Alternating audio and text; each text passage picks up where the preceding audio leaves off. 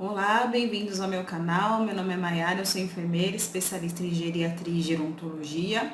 E hoje nós vamos falar um pouquinho sobre as doenças da próstata. É uma doença bem característica de homens com idade mais avançada. Então nós vamos falar aqui um pouquinho sobre os sinais e sintomas, as doenças que podem acometer a próstata e os fatores de risco, as prevenções que vocês precisam tomar. Vamos lá. Nós vamos iniciar falando da importância, da próstata, o que é a próstata, e nós vamos falar para vocês aqui que faz parte do processo de envelhecimento o aumento da próstata. Então é esperado que com o aumento da idade a próstata aumente, ela tenha um ligeiro aumento. Esse aumento ele pode ser benigno, não causar dano algum à saúde do homem, ou ele pode ser maligno, quando já existe uma doença instalada, como por exemplo o câncer de próstata. Por isso a importância deste assunto. Geralmente o homem tem a partir entre 40 e 50 anos, ele tem esse aumento fisiológico, comum da idade. E aí, essa próstata pode crescer como um todo ou apenas uma parte dela. Vamos falar um pouquinho do que é a próstata. Eu vou mostrar para vocês uma imagem aqui, ó. Então, vocês vão ver que a próstata, ela é uma glândula. Qual é a função da próstata? Ela ajuda a lubrificar, a nutrir, na verdade, e proteger o espermatozoide. Então, ela ajuda a formar o sêmen, ajuda na formação do líquido e na proteção do espermatozoide. Então, é uma glândula muito importante no corpo do homem que está em fase reprodutiva. Diferente das mulheres que já nascem com a quantidade de óvulos que ela vai produzir durante toda a vida, o homem ele pode reproduzir até numa idade avançada. Ele não vai ter, se não tiver nenhuma disfunção na próstata, ele não vai ter nenhum problema para gerar os espermatozoides. Então, é uma glândula muito importante no organismo do homem. Como vocês estão vendo aqui na imagem, ela fica na frente do reto, na parte inferior da bexiga e envolve a parte superior da uretra. Então, pela anatomia, vocês vão verificar aí, quando existe um aumento dela, a primeira coisa a ser prejudicada no homem é a função de excreção da urina. São alterações na excreção, na urina. Uma outra coisa importante da próstata é que ela não tem nada a ver com a parte de ereção do homem, tá? Isso é mito. Então, o que gira em torno de nós falarmos sobre a próstata são os mitos referentes à funcionalidade dela. Como nós falamos aqui, esse aumento da próstata, ele é fisiológico. E quando ele se torna danoso ao organismo, Nós temos uma alteração que chama hiperplasia prostática benigna, ou seja, eu tenho um aumento da próstata, que não é uma doença que vai te causar grandes danos se essa próstata não fizer a compressão ali do canal da uretra, como vocês viram lá na imagem anterior. Mas se ela aumentar demais, o homem vai começar a ter prejuízos. E ele pode resolver isso junto ao médico urologista dele. Esse aumento também pode ser maligno, como nós falamos aqui. Por exemplo, a presença de um câncer. E como o médico vai descobrir? Através do exame, não tem como fugir do exame. Uma outra alteração da próstata também se chama prostatite, que é uma inflamação da glândula causada por bactéria. Então hoje nós vamos focar aqui um pouquinho na importância da prevenção do exame, tá? Então quais são os exames que podem identificar essas alterações? E a partir de que idade o homem tem que fazer? Hoje existe no Brasil uma campanha, da saúde do homem lá no mês de novembro. E no mês de novembro são feitas campanhas de conscientização, de quebra de mitos, para que os homens façam o famoso exame do toque. Então, preconizado aí a partir dos 40 anos. Esse exame é imprescindível que seja realizado quando o paciente tem sinais e sintomas referente às alterações na excreção da urina. Nós temos 2 exames diagnósticos que é possível verificar o aumento da próstata. Um deles é o PSA, que é um exame muito utilizado já, né, para tirar aquele mito de que só o exame do toque tem que ser realizado. Alguns médicos, né, já fazem o PSA antes do paciente ter a queixa direcionada, né, às alterações de eliminação da urina. Isso é feito através de uma coleta de sangue e ali o médico consegue ver se ele está no nível normal ou anormal. Se tiver alteração nesse exame, existe a probabilidade desse homem estar desenvolvendo, né, uma célula cancerígena na próstata. Geralmente, quando existe alteração do PSA, consequentemente, o homem já está apresentando as alterações na excreção da urina. Por quê? O tumor, ele não precisa ser enorme, tá? Mas o organismo já identifica e já começa a ter algumas alterações. Simples, alterações simples que às vezes passam muito batida. Por isso que a gente fala muito da questão da prevenção. Então, um outro exame é o toque, tá? Vou mostrar aqui a imagem para vocês. Poxa, só tem esse exame para verificar se a próstata está aumentada? Veja bem aqui a anatomia do exame. O médico, ele sente a próstata através do toque, tá? Então, é importante que esse exame seja feito. E o que o médico vai ver nesse exame? Ele vai ver a consistência, o tamanho e a presença de nódulos, tá? O paciente, ele pode apresentar a próstata com tamanho normal, mas no toque ele pode ter ali um nódulo palpável. Ou ele pode ter apenas uma parte da próstata aumentada, né? Essas alterações não sugerem que o paciente em si tem um câncer, né? Ele pode estar lá apenas com a hiperplasia, com a próstata aumentada. Mas o médico precisa fazer esse toque para sentir exatamente e pedir alguns exames complementares, como uma biópsia, um ultrassom, um exame de sangue mais específico, exames da urina, né? Nós falamos aqui da prostatite, para verificar se não tem nenhuma bactéria na corrente sanguínea. É importante nós falarmos aqui também sobre os fatores de risco, né? Vamos falar um pouquinho sobre esse aumento da próstata de uma forma patológica, que é a presença do câncer. Então, existem alguns fatores de risco que favorecem o aparecimento do câncer de próstata. O primeiro deles é que quanto maior a idade, maior a probabilidade de que o homem desenvolva o câncer de próstata. É um dos fatores de risco.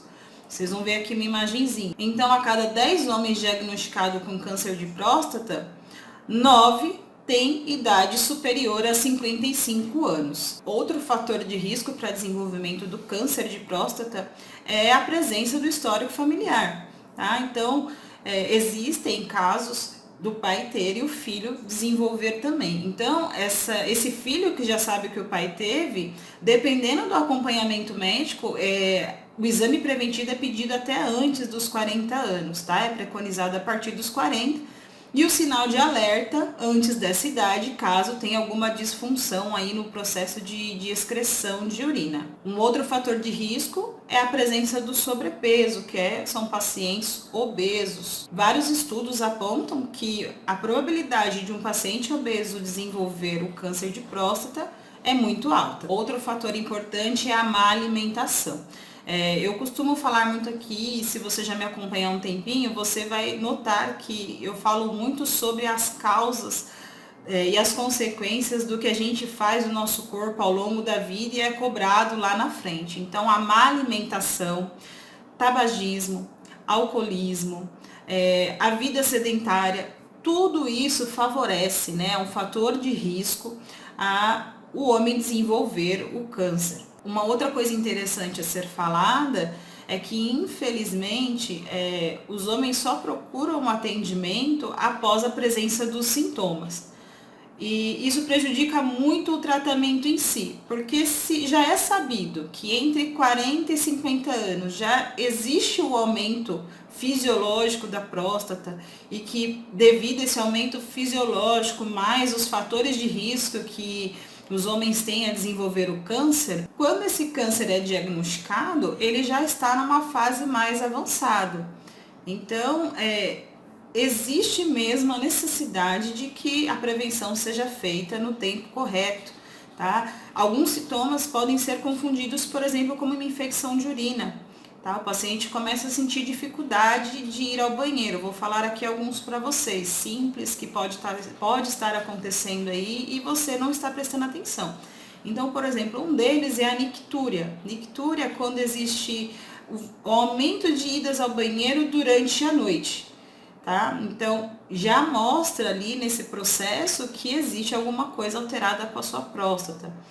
Um outro sintoma, sensação de não esvaziamento da bexiga. Você vai ao banheiro, urina e não tem aquela sensação de alívio após o jato. Você fica sempre com a sensação de que ainda existe algum resíduo.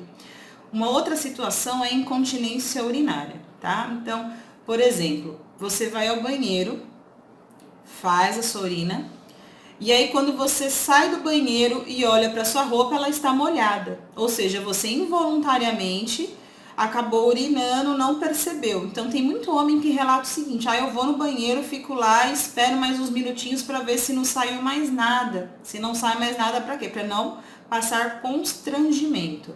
Um outro ponto também é a força do jato de urina. Essa força de jato, ela tem que ser constante, contínua e forte. Então, existem muitos relatos de homens que falam: olha, eu estou urinando, mas já está com jato fraco, eu tenho que ficar muito perto do vaso sanitário para não sair fora do vaso.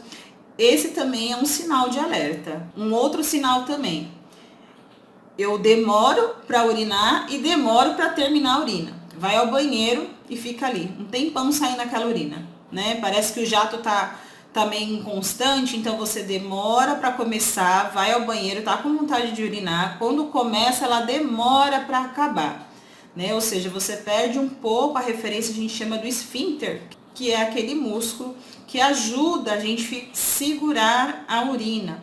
Então, todos esses sintomas que nós estamos falando aqui, ele pode ser associado ao câncer de próstata, ele pode ser associado à hiperplasia, que nós falamos aqui, que é a benigna, né, que é o HPB, que é fisiológico, que também pode ser tratado, em alguns casos tem que ter até intervenção cirúrgica, porque você piora a qualidade de vida, né? O paciente que ele tem esse tipo de sintoma, por exemplo, que nós estamos falando aqui, são sintomas simples, né, que às vezes passam desapercebidos, mas causa prejuízo na rotina de vida diária. Então, eles precisam ser notados.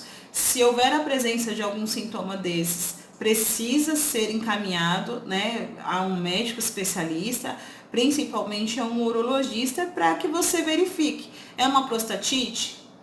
É uma HPB? Minha glândula cresceu demais e está comprimindo lá o meu canal da uretra? Eu vou mostrar uma imagem aqui para vocês, ó, de uma próstata normal e uma próstata com hiperplasia, tá? E que é o crescimento da próstata, que pode, como nós falamos, ser benigno ou maligno com a presença do tumor. Então, é muito importante que você procure auxílio médico se aparecer algum tipo desses sintomas. Vamos falar um pouquinho sobre prevenção agora, tá? Então, o que eu posso fazer para prevenir a presença do câncer de próstata? Primeiro deles, a partir dos 40 anos, né, realizar os exames que são solicitados para a saúde do homem, tá? Como eu falei para vocês, nem todo médico vai direto para o toque, tá? Mas é importante que seja feito, tá? Existem alguns médicos que pedem só o PSA. Como nós falamos aqui, eu posso não ter uma glândula aumentada, eu posso não ter alterações de urina e eu posso estar desenvolvendo um câncer. Então, precisa realmente fazer essa prevenção para que o tratamento seja feito de forma eficaz. Nós já falamos aqui sobre os fatores de risco, né? Que era a má alimentação. Então, por exemplo, se alimentar melhor, tá? O organismo sente isso. Eu vou dar aqui algumas dicas para vocês de alimentos que favorecem a prevenção do câncer de próstata. Então, por exemplo, alimentos ricos em licopeno, que são as frutas vermelhas, especialmente o tomate. O tomate, ele é uma fruta, né, que é riquíssimo em licopeno. Foi provado já por vários estudos que o licopeno ele é preventivo para o câncer de próstata, mas não é o tomate do mercado, tá? O molho de tomate pronto. Se você for fazer, por exemplo, tem que ser o molho de tomate fresco, né? Preparar de forma natural para que você aproveite todos os nutrientes que tem ali do licopeno e realmente ele faça efeito no seu organismo. Um outro tipo de alimento são as crucíferas, então repolho, couve-flor, o brócolis, são alimentos saudáveis que também ajudam muito na prevenção. E um outro é o goldberry. Eu vou mostrar aqui a fotinho para vocês, muita gente não conhece. E ajuda muito na prevenção, tá? Nós falamos aqui dos fatores de risco, então vamos falar o que eu posso prevenir dentro dos fatores de risco. Então nós falamos muito do sedentarismo. Então, a pessoa que tem uma vida sedentária, não se alimenta direito, ela tem um risco maior de desenvolver. Então, o que eu posso fazer para prevenir? Sair do sedentarismo, começar a fazer atividade física para ajudar na prevenção. Eliminar tabagismo e etilismo. Tá? Existem diversos estudos que falam que não só para o câncer de próstata, mas para diversas doenças relacionadas à proliferação que nós falamos, né? De células atípicas, que são o câncer, né? São células atípicas que invadem o nosso tecido. Eu vou mostrar aqui uma imagem para vocês de como o câncer invade os nossos tecidos, que falam que é super maléfico, né, ao organismo. Então é importante que exista, né, uma mudança, né, uma melhora na qualidade de vida. Maiara, eu já estou com um problema, meu problema não é maligno, é uma hiperplasia, mas que está me causando disfunções, prejuízos.